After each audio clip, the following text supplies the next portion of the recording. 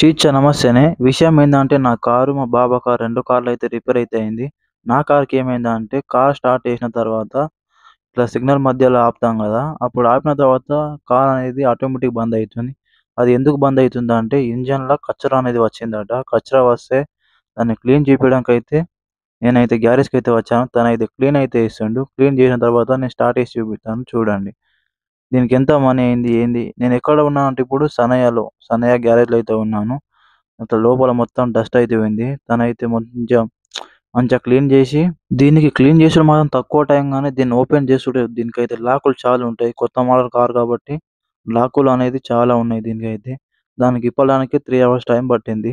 లోపల ఉన్న కచరా క్లీన్ జేయడానికి మాత్రం కేవలం 20 నిమిషాలే టైం పట్టింది. అలాగే మన వీడియోస్ నచ్చినట్టయితే లైక్ చేయండి. సబ్స్క్రైబ్ అయితే చేయడం మర్చిపోకండి.